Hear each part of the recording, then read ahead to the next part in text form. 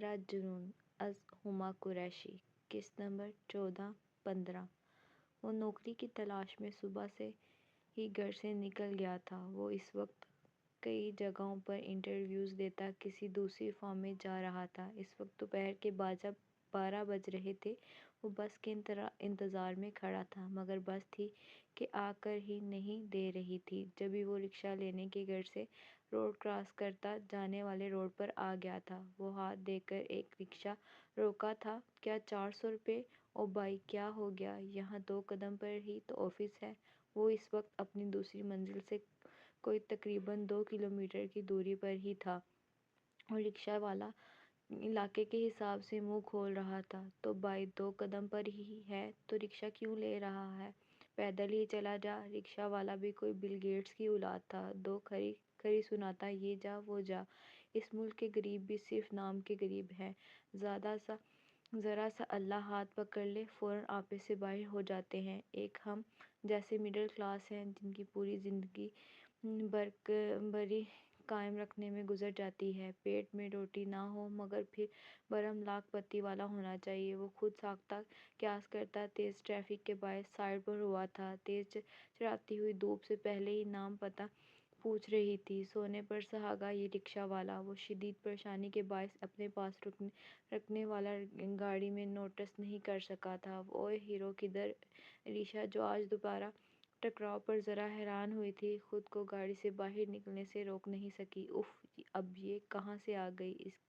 اس کے کل والے طرز تعامل کے بعد وہ ایک بات تو بخوبی سمجھ گیا تھا کہ یہ لڑکی بہت پہنچی ہوئی چیز ہے جو اسے ہمشیر مرد کو لیڈیز طبیعت کہہ سکتی ہے۔ اس کو کوئی باز نہیں تھی وہ اور کیا کیا کہہ ڈالتی۔ رکشہ اسے ہاتھ دے کر رکشہ والے کو روک دیا۔ علیشا نے منہ کھول کر ہوں کی مانند اس کا نظر انداز کرنا ملاحظہ کیا تھا۔ کیا ہو گیا بھائی؟ میں نے مریخ پر جانے کی بات نہیں کر رہا ہوں، یہیں قریب میں ہی آفس ہے۔ آپ سے پہلے والا 400 مانگ رہا تھا اور آپ 600۔ بھئی واہ! مجتبیٰ ان رکشہ والوں کی فرمائشوں پر اش اش کر اٹھا۔ تو بھائی صاحب، ڈی ایچ اے میں کھڑے ہو کر بھی حساب لگا رہے ہو؟ روڈ دیکھ رہے ہو؟ یہاں اور کوئی پبلک ٹرانسپورٹ نہیں چلتی اور یہاں سے گزرنے والے سب رئیس زادے ہیں۔ ان امیر باپ کی اولادوں سڑکوں پر بیچ میں گاڑی چلاتا خود کو موت کے منہ میں دینے کے مترادف ہے، اور رکشہ والا بھی کوئی بہت ہی قسم کا بندہ تھا۔ مجتبیٰ نے ایک نظر ڈرائیونگ سیٹ پر بیٹھی علیشا پر ڈالی جو رکشے والے کی باتیں سن رہی تھی۔ کہہ تو آپ بالکل ٹھیک رہے ہیں بھائی، یہ لوگ واقعی ان سڑکوں کو اپنے باپ کی سڑک سمجھتے ہیں۔ سڑک پر چلنے والے انسان کو کم اور کیڑے مکوڑے زیادہ لگتے ہیں۔ اور رات والا واقعہ یاد ہے؟ طنزیہ بولا۔ اس 600 والے رکشے میں ہی بیٹھ گیا تھا جبکہ علیشا نے نوٹس کیا تھا وہ بھی لنگڑا کر چلتا اس سے پیچھا چھڑوانے کی غرض سے وہاں سے نکلتا چلا گیا تھا۔ بے وقوف پاکستانی! پہلے 400 میں نہیں مان رہا تھا تو اب 600 میں چلا گیا۔ وہ بڑبڑاتی ہوئی واپس اپنی گاڑی میں بیٹھ گئی۔ آج وہ مجتبیٰ اور زنیرہ کی تنقیدی باعث دن میں ہی باہر نکلی تھی۔ کراچی کے پوش علاقے میں بنے سفید سنگ مرمر سے بنے سکندر والا میں اس وقت گمانزن چھڑا ہوا تھا۔ خان مسلسل اپنی ماں کو ایذل کے لیے راضی کرنے میں کوشاں تھا جبکہ وہ تھی کہ اپنی ضد پر اڑی ہوئی تھی۔ ممی پلیز، آخر کب تک ضد لگا کر رکھیں گی؟ آئی لو ہر، میں شادی کرنا چاہتا ہوں۔ آپ پلیز اس کے اسٹیٹس اور عمر کے فرق سے باہر آ جائیں۔ گہری سیاہ آنکھیں ضبط کے باعث سرخ پڑ رہی تھیں جبکہ وہ تھی کہ یوں اپنی ضد پر ہی اڑی ہوئی تھی۔ مہروز صاحب، کچھ سمجھائیں اپنے لاڈلے کو کہ وہ لڑکی ہمارے خاندان میں کسی صورت بھی ایڈجسٹ نہیں کر سکتی۔ شفون کی پلین ساڑی زیب بطن کیے وہ عمر میں بھی خاصی پرکشش اور گریسفل خاتون تھی۔ بیگم، گھر کی بچی ہے، آپ اپنی ضد چھوڑ دیں۔ انہوں نے تحمل مزاجی کا مظاہرہ کیا تھا۔ گھر کی بچی؟ آپ کے دوست کی بیٹی ہے تو گھر کی بچی ہو گئی؟ بھئی واہ! اور میری بانجی، اس کا کیا؟ وہ ذرا خفا ہوئی تھی۔ آپ اکلوتے لاڈلے بیٹی کی پسند پر بھی تو نظر ثانی کریں ذرا۔ انہوں نے بیٹے کو غصہ ضبط کرتے دیکھ کر کہا۔ شام میں میں اور بابا مجتبیٰ کے گھر جا رہے ہیں ایذل کا ہاتھ مانگنے، اور آپ کو بھی ہمارے ساتھ چلنا ہوگا۔ وہ اپنی ضد کا کتنا پکا تھا یہ بات ان دونوں میاں بیوی کے علاوہ اور کون جان سکتا تھا؟ ہاں، میں اس لو کلاس لڑکی کو کبھی اپنی بہو تسلیم نہیں کر سکتی۔ پہلے ہی مجھے تمہاری اور تمہارے باپ کی یہ دوستیاں ہضم نہیں ہوتی تھی کہ اب تمہاری ضد۔ انہوں نے ناراضگی کا اظہار کیا۔ موم پلیز، بابا سمجھائیں انہیں۔ اس نے بے چارگی سے باپ کی جانب دیکھا۔ تم بے فکر ہو جاؤ، شام میں ہم ضرور جائیں گے، ساتھ جائیں گے۔ انہوں نے اس کی مشکل آسان کی تھی۔ میں پھر مصطفیٰ کو کنفرم کر دوں نا؟ اس نے تصدیقی لمحے میں پوچھا۔ ہاں بھئی کر دو۔ شادی کرنی ہے یا نہیں اس بات کا فیصلہ ہم بعد میں کریں گے۔ اس بار نہیمینہ بیگم نے بات ختم کی تھی۔ یہ منظر ہے مصطفیٰ پیلس کے باورچی خانے کا، جہاں زنیرہ بیگم کک کی چھٹی کر چکی تھی اور ملازموں کو باقی تمام کام سونپ گئی تھی، جبکہ روز کے کپڑے دھونے کے ساتھ ساتھ کھانا بنانے کی ذمہ داری بھی اب سمرا کے ذمے تھی۔ اس وقت وہ پسینے سے شربو رات کے کھانے کا اہتمام کرنے میں جتی ہوئی تھی۔ گندمی رنگ مسلسل 3 گھنٹے چولہے کے پاس کھڑے ہونے کے بعد سرخ ہو رہی تھی۔ نازک ہاتھوں میں چھالے پڑ گئے تھے۔ جن ہاتھوں نے کبھی ہل کر پانی بھی نہ پیا تھا، اب نہ جانے کیا کیا کر رہے تھے۔ مصطفیٰ کی صبح کال آئی تھی، مگر وہ چاہ کر بھی اسے یہاں کے حالات کے بارے میں آگاہ نہیں کر سکی۔ دلہن یہ الماس خالہ تھی، جو 4 روز کی چھٹی کے بعد آج لوٹی تھی۔ السلام علیکم خالہ، اس نے انہیں دیکھ کر خوش دلی سے کہا، جبکہ ہاتھ تیزی سے الٹی سیدھی پیاز کاٹنے میں لگے تھے۔ آنکھوں سے آنسو جاری تھے۔ یہ سب کیا کر رہی ہیں آپ؟ کک کہاں گیا؟ اس کی حالت دیکھ کر انہیں حیرانگی ہوئی تھی۔ پتہ نہیں، میں بس رات کا کھانا بنا رہی تھی۔ وہ صرف پیاز کی جلن کا پانی نہیں تھا، روندی آواز اس کے درد کی گواہی تھی۔ آپ یہ سب چھوڑیں، آرام سے بیٹھیں، میں کرتی ہوں۔ انہوں نے تیزی سے اس کے ہاتھ سے چھری لی تھی، جبھی وہ وہاں زنیرہ انٹر ہوئی تھی۔ آپ یہاں کیا کر رہی ہیں الماس؟ زنیرہ کی آواز پر سمرا سہم سی گئی۔ وہ بیگم صاحبہ، دلہن اکیلے؟ انہوں نے صفائی میں کچھ کہنا چاہا، جبکہ سمرا اب بھی دوسرا چولہا جلاتی چکن کا سالن بنانے میں مصروف ہو گئی تھی۔ الماس، دلہن کا اپنا گھر ہے۔ گھر کے کچن میں گھر کی بہو بیٹیاں کام نہیں کریں گی تو کون کرے گا؟ آپ بے فکر رہیں اور انہیں ان کا کام کرنے دیں، انہوں نے رساس سے جتاتے لمحے میں کہا۔ نظریں سمرا کے سرخ چہرے پر مرکوز تھیں۔ مگر بیگم صاحبہ، سمرا بی بی کو ان کاموں کی عادت بھی نہیں ہے۔ انہوں نے حیرانگی کا اظہار کیا تھا۔ عادت نہیں ہے تو اب ہو جائے گی۔ الماس خاموش رہی تھی۔ آپ میرے ساتھ آ جائیں، گھر کے بہت سے کام ہیں جو آپ کے انتظار میں ادھورے پڑے ہیں۔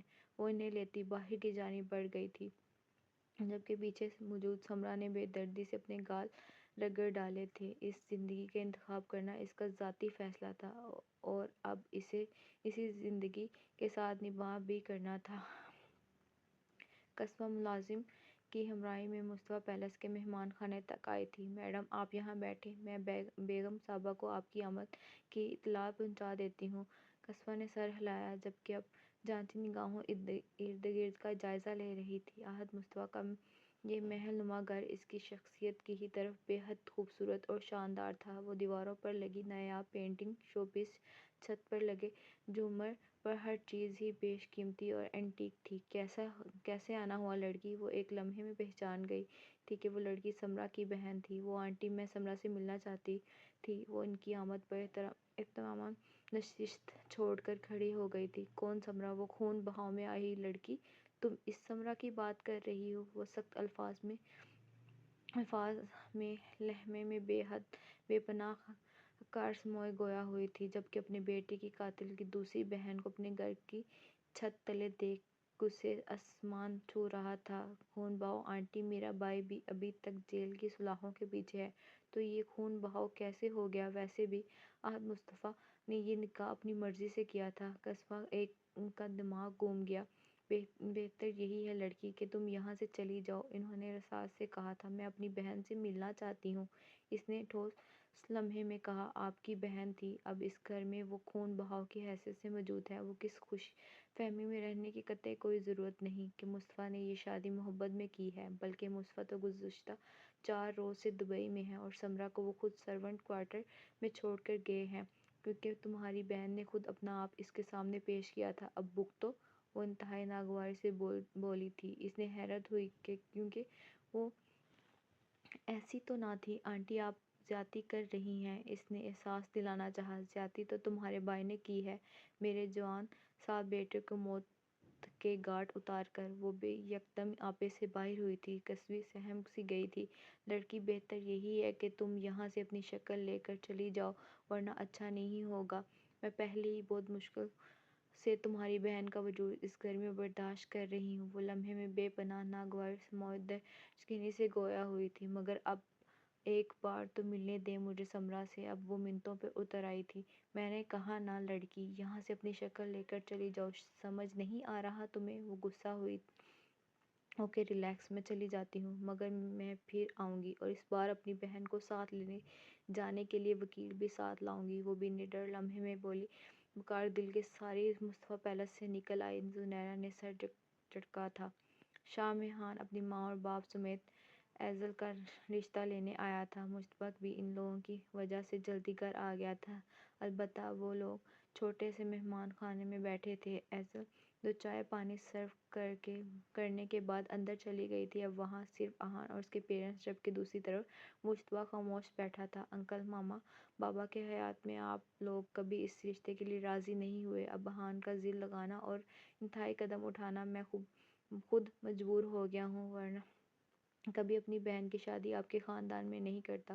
وہ ٹھہر کر متواضع لمحے میں گویا ہوا، جبکہ احان گڑبڑا گیا، کہیں وہ اس کی ماں کے سامنے نکاح والا راز ہی نہ فاشا کر دے۔ بیٹا، ہم نہیں، صرف آپ کی آنٹی، اور اس کے پیچھے بھی ایک وجہ ہے کہ یہ احان کی شادی اپنی بھانجی سے کرنا چاہتی ہیں، ورنہ مجھے تو شروع سے ہی ایزل بہو کے روپ میں بہت پسند ہے، انہوں نے خوش دلی سے جواب دیا۔ مشتبہ نے ایک گہری سانس بھری تھی۔ تو پھر آپ رخصتی کی کوئی ڈیٹ دے دیں۔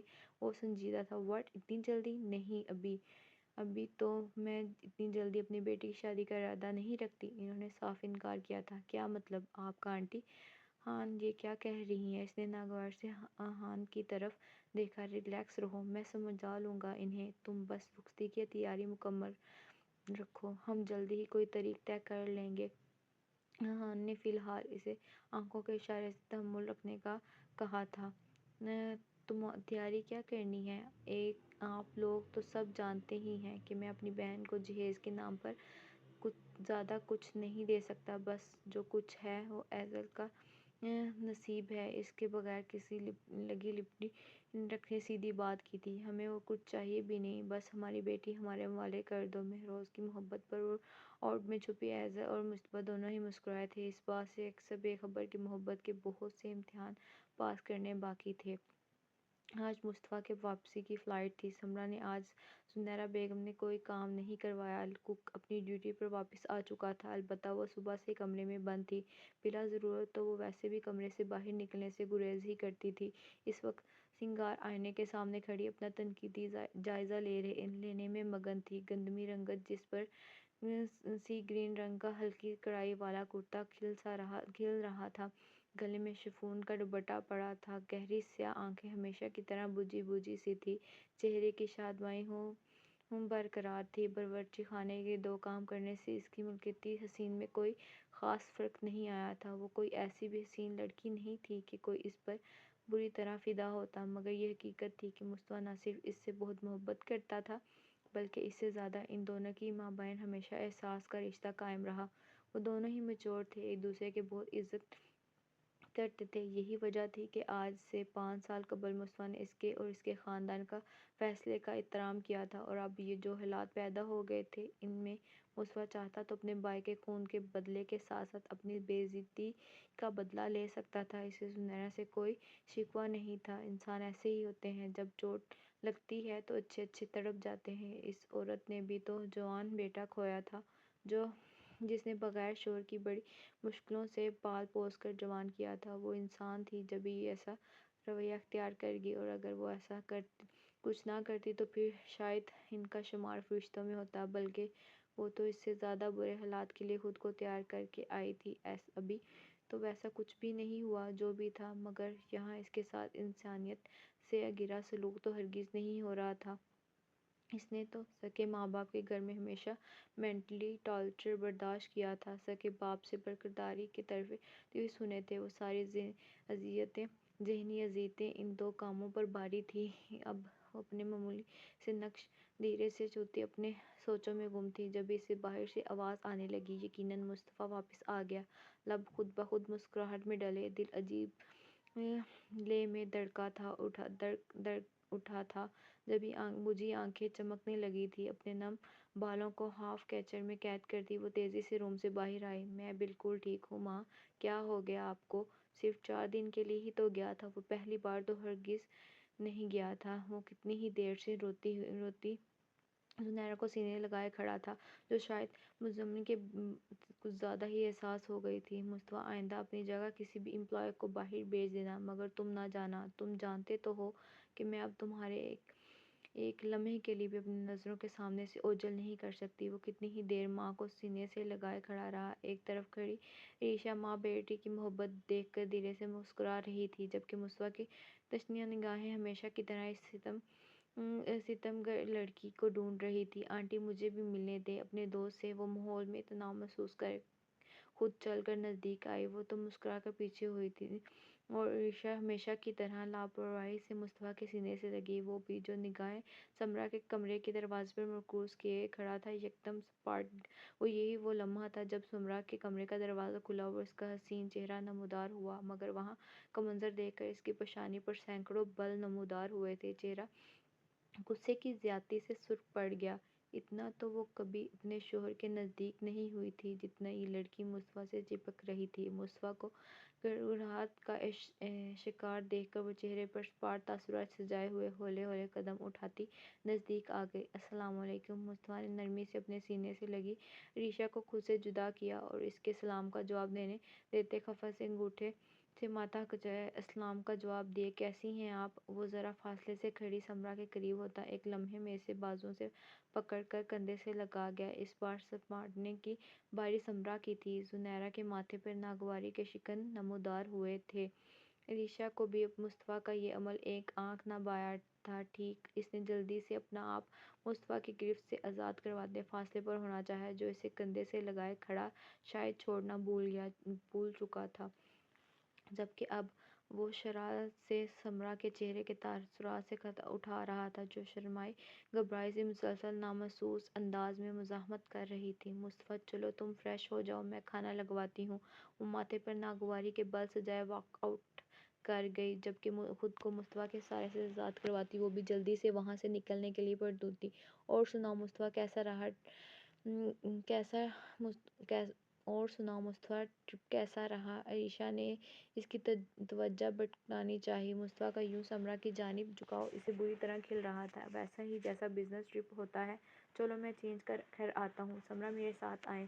وہ جو نظریں بچا کر وہاں سے بھاگنے کے چکر میں تھی، مصطفیٰ کی آواز پر سپاٹ ایک نظر عائشہ پر ڈالتی مصطفیٰ کے ہم قدم ہوئی، جو اسے آگے چلنے کا اشارہ کرتا خود بھی ساتھ ہی قدم اٹھا رہا تھا۔ یہ مصطفیٰ کب سے لڑکیوں میں انٹرسٹ لینے لگا؟ عائشہ نے خود ساختہ قیاس کیا تھا۔ فار گاڈ سیک ماما، کیا ہو گیا آپ کو؟ اور مت بھولیں سمرا کے ساتھ یہ سب کچھ صرف آپ کی وجہ سے ہوا ہے۔ کیا ہوا ہے؟ آپ اس سو کولڈ خون بہاؤ کا۔ سمرا وہاں پر نوکرانیوں جیسی زندگی گزار رہی ہے۔ قصبہ جس دن سے مصطفیٰ پیلس سے واپس آئی تھی، مسلسل فرناز بیگم سے چراغ کیے جا رہی تھی۔ جسٹ شٹ اپ قصبہ، ماں ہوں تمہاری، یہ تم مجھ سے کس لمحے میں بات کر رہی ہو؟ آپے سے باہر ہوئی تھی، جبکہ ہمیشہ کی طرح ایک طرف کونے میں بیٹھے جبران صاحب ماں بیٹی کی لڑائی میں بالکل خاموش تھے۔ جبران صاحب، آپ کچھ بولتے کیوں نہیں؟ دیکھ رہے ہیں اپنی لاڈلی کو کہ یہ مجھ سے کس انداز میں بات کر رہی ہے؟ وہ نے خود سے چنگاڑی تھی۔ جبران خاموش رہے۔ بابا میں آپ کو بتا رہی ہوں، وہاں سمرا بہت اذیت میں ہے۔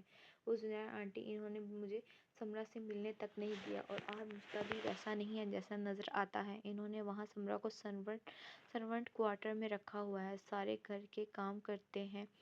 وہ اب پتہ نہیں کیسا سلوک کرتے ہوں گے اس کے ساتھ۔ قصبہ کی بات پر جبران کے دل کو کچھ ہوا۔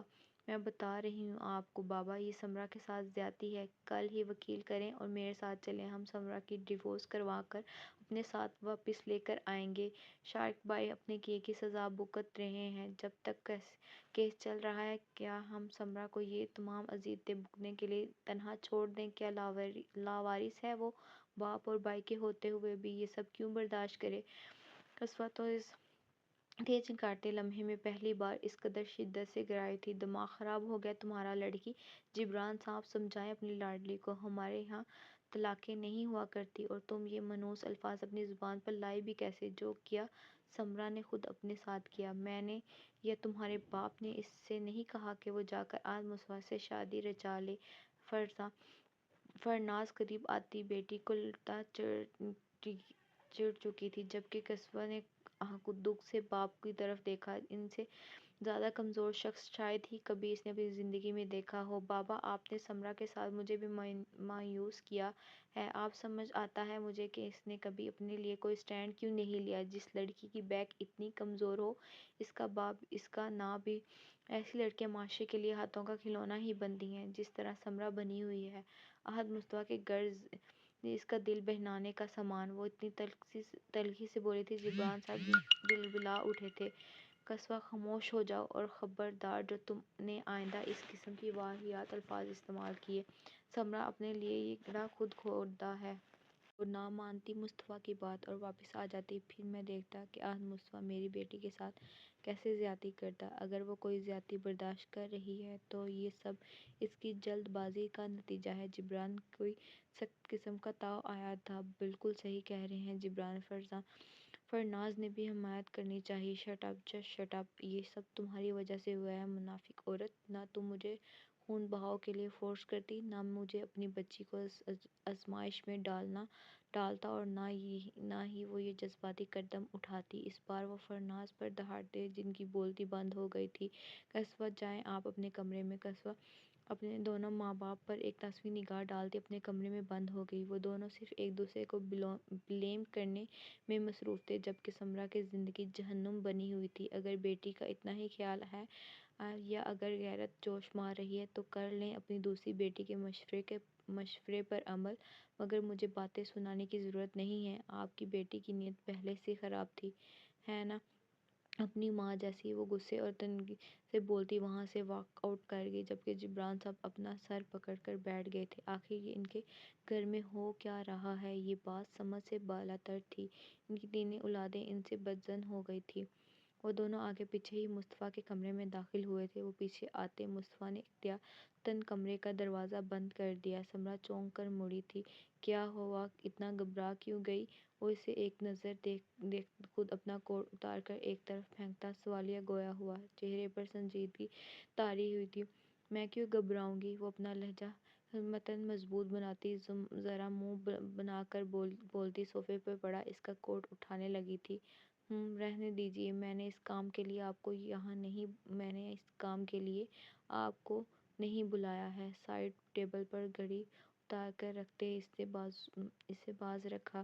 میں رکھ دیتی ہوں، اس نے اصرار کیا، تو وہ اس کی گھبراہٹ محسوس کرتا خاموش رہا، جو اس کی جانب سے خاموشی محسوس کر کوٹ جلدی سے ہینگ کرنے میں لگی ہوئی تھی۔ عریشہ میری بہت اچھی دوست ہے۔ وہ آسٹریلیا میں پلی بڑھی ہے، تھوڑی بولڈ ہے اور مجھ سے فرینک بھی ہے، اس لیے تھوڑا جذباتی ہو جاتی ہے۔ آستین اور کالر کے بٹن کھولتے مصطفیٰ نے سرسری سے لمحے میں عریشہ کے عمل کی جسٹیفائی کیا، جبکہ دوبارہ وہ منظر یاد کر سمرا کی آنکھیں جلنے لگی تھیں۔ آپ نے مجھے کس کام کے لیے بلایا ہے مصطفیٰ؟ اس نے ذرا ناگواری سے پوچھا۔ وہ جو اس کی طرف سے رخ پھیر کر بیلٹ میں لگی شرٹ باہر نکال رہا تھا، اس کے لمحے میں جھنجھلاہٹ محسوس کر ٹھہرا۔ یہاں آئے۔ اب وہ بے حد سنجیدگی سے بولا۔ سمرا کو اپنے ارد گرد خطرے کی گھنٹی محسوس ہوئی۔ میں انتہائی بے وقوفانہ سوال کیا گیا۔ جی آپ؟ وہ سمرا کے چہرے کی ہوائیں اڑی دیکھ کر مسکراہٹ ضبط کر کے بولا، جبکہ وہ لب چباتی چھوٹے چھوٹے قدم اٹھاتی نزدیک آ گئی۔ جی۔ وہ 2 قدم کے فاصلے پر ٹھہری اور سوالیہ نگاہوں سے مصطفیٰ کی جانب دیکھا، جو بڑی گہری نگاہوں سے اس کے سراپے کا جائزہ لے رہا تھا۔ اس کام کے لیے بلایا تھا؟ وہ 2 قدم کا فاصلہ سمیٹے اسے سینے سے لگا گیا، جو اس کی اچانک ارتجاع پر سانس تک روک گئی تھی۔ یہ کیا بدتمیزی ہے مصطفیٰ، چھوڑیں مجھے۔ ہوش میں آتی خود کو اس کے حصار میں قید محسوس کرتی وہ بری طرح سپاٹ دی۔ وہ تو ابھی تک نیچے والے اس کے خسارے میں سے نہیں نکل پائی تھی کچھ۔ مصطفیٰ کا یوں حق کرنا دل دھڑکا گیا تھا۔ دھڑکنیں تو مصطفیٰ کی بھی تیز ہوئی تھیں۔ محبوب کو پہلی بار حصار میں قید کر لینے کی خوشی ہی الگ ہوتی ہے جو وہ دونوں اس وقت محسوس کر رہے تھے۔ اس بدتمیزی تو بالکل نہیں کہتے مسز مصطفیٰ۔ گرفت مزید سخت کرتے جان کر سمرا کو چھیڑا جو خود کو اس کی سے آزاد کروانا چاہتی تھی۔ یہ کام ہے آپ کا، چھوڑیں مجھے۔ وہ ضد ہوئی۔ وہ جس قدر سنجیدہ اور مچور بندہ تھا، سمرا کو ہرگز اس سے اس قسم کی حرکت کی توقع نہیں تھی، مگر سمرا بی بی بھول رہی تھی کہ وہ اس سنجیدہ بندے کے نکاح میں ہے۔ نیچے میں نے محسوس کیا تھا جب عریشہ نے مجھے حق کیا تو ایسی ہی کوئی خواہش آپ کی بھی تھی، عریشہ کو دکھا دے کر خود مجھے حق کر لیں۔ میں تو بس آپ کو مشکل آسان کی ہے۔ وہ اب جان بوجھ کر اسے اپنے حصار میں لیے کھڑا تھا، جس کا چہرہ شرم اور حیا کے باعث سرخ پڑ گیا تھا۔ میں ایسی کوئی واہیات خواہش نہیں، مجھے چھوڑیں مصطفیٰ۔ لگتا ہے آپ اپنی اس بے باک دوست کی صحبت میں رہ کر آپ بھی فلرٹی ہو گئے ہیں۔ اس بارش نے جھنجھلاہٹ اور غصے پر مصطفیٰ کا چھٹ پار قہقہہ بے ساختہ تھا۔ یار حسین بیوی سے کوئی فلرٹ کرتا ہے؟ اس کے لہجے میں خوش اسلوبی اب وہ مزید تر کر چکی تھی۔ اتنا تو اندازہ ہو گیا تھا وہ جان کر اسے زجر کر رہا ہے۔ آپ چھوڑ بھی دیں، میری خواہش کی آڑ میں اپنی خواہشیں نہ پوری کریں۔ اس بار اس نے ذرا غصے سے کہا۔ مصطفیٰ نرمی سے الگ کرتا اس کی پیشانی پر ہونٹ رکھ گیا۔ آئی مس یو سو مچ۔ اسے یوں ہی اپنے حصارے میں لیتا پیشانی سے پیشانی جوڑ کر کھڑا وہ جذبات سے بوجھل گمبھیر لہجے میں بولا تھا۔ سمرا پلکیں جھکا گئی تھی۔ اس کے دل نے کبھی یہ خواہش ضرور کی تھی کہ یہ لمحہ ان دونوں کے مابین آ ٹھہرے، مگر 5 سال قبل وہ اپنی ہر خواہش سینے میں دفن کر گئی۔ آپ نے مس کیا مجھے؟ اس کے حسین چہرے کے نقوش محبت سے مکاتب وہ آنچ دیتے لمحے میں سوالیہ گواہ ہوا۔ نہیں۔ وہ دل یکدم اداس ہوا۔ دل چاہا کہ یوں ہی اسے سینے سے لگا کر بتائے کہ اس کی موجودگی اس کے لیے کتنی اہمیت کی حامل ہے، کیونکہ جہاں وہ ہوتا ہے وہاں کی گرم ہوائیں بھی اجازت نہیں ہوتی کہ سمرا مصطفیٰ کے خلاف جا سکے۔ کیوں؟ اس نے ذرا مصنوعی ناراضگی سے اس کی جانب دیکھا۔ کیوں؟ کیا مطلب؟ آپ مجھ سے مل کر گئے تھے کیا؟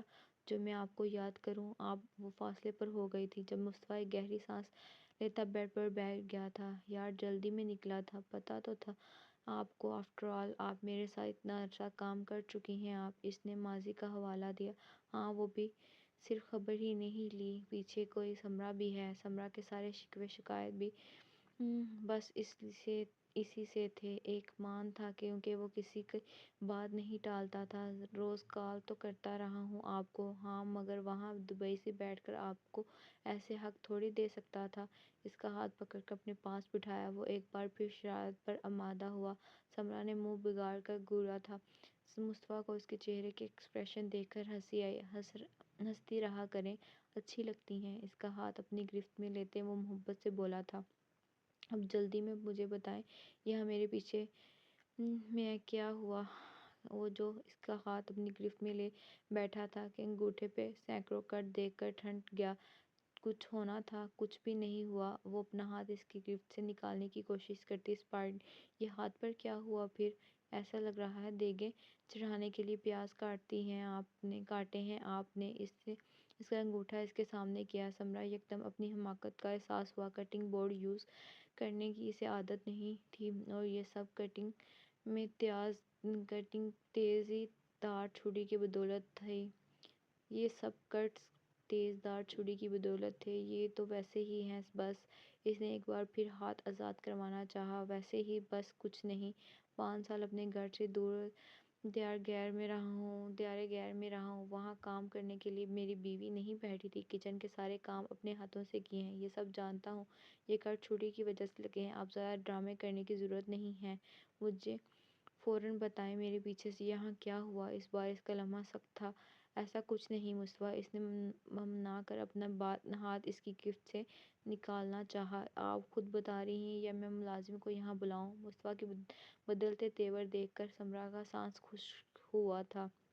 گھر میں بور ہو رہی تھی، بس اس لیے کوکنگ کی تھی۔ سمرا نے بہانہ تراشا، اور جیسے میں تو جانتا ہی نہیں ہوں کہ آپ کو کچن کے کام کرنے میں کتنی الجھن ہوتی ہے۔ اس بار سمرا نے شکوہ کنار نگاہوں سے اس کی جانب دیکھا تھا۔ اگر اب وہ سب ہی سمجھ گیا تھا تو بار بار اس کا سب کچھ اگلانے کی کیا ضرورت ہے؟ آپ ممی کو انکار بھی کر سکتی تھی۔ مصطفیٰ نے آنکھیں میچ کر خود پر ضبط کیا۔ آنٹی نے ایسا کچھ بھی انوکھا نہیں کہا تھا۔ مصطفیٰ گھر کا کام ہے، اگر کر دیا تو کون سی آفت آ گئی؟ اس بار وہ ذرا ناگواری سے بولی، گھر میں ملازموں کی فوج موجود ہے، ایسے میں آپ کا گھر کا کام کرنا مجھے سمجھ نہیں آیا۔ وہ کچن تک بات سمجھ آتی ہے، روز کپڑے دھونے کی کون سی تکت ہے؟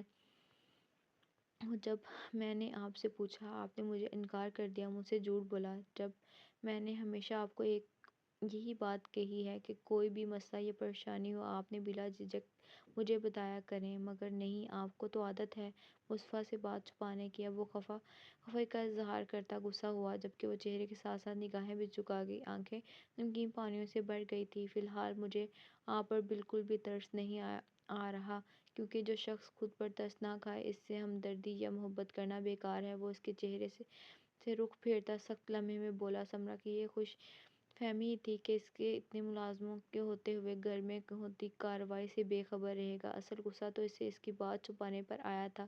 تو مت کریں ہمدردی، میں نے نہیں کہا آپ سے کہ مجھ سے ہمدردی کریں۔ اس بار سمرا کو بھی غصہ آیا، وہ بجائے اس کے سینے سے لگا کر دلاسا دینے کے الٹا ڈانٹ رہا ہے، جتنی زبان آپ کی میرے سامنے چلتی ہے نا، اتنی باقی سب کے سامنے بھی چلا لیں تو آپ کے حق میں بہت بہتر ہوگا۔ وہ خود کو ظرف کرنے سے روک نہیں پایا، جو غصے سے دیکھتی اپنے گال رگڑتی تن فن کرتی کمرے سے نکل گئی تھی۔ سمرا! مصطفیٰ نے اسے پکارا، مگر وہ سنی انسنی کر گئی، جبکہ وہ ضبط سے ہاتھ کا مکہ بنا کر بیڈ پر مارتا تاسف کھاتا ہی رہ گیا تھا۔ جاری ہے۔ تو جی ڈیئر ریڈرز، کیسی لگی آپ کو آج کی قصہ؟ امید ہے کہ آپ کو ناول پسند آ رہا ہوگا۔ اگر ناول پسند آ رہا ہے تو چینل کو لازمی لائک اینڈ سبسکرائب لازمی کیا کریں۔ جلد ملتے ہیں نیو ایپیسوڈ کے ساتھ۔ اللہ حافظ۔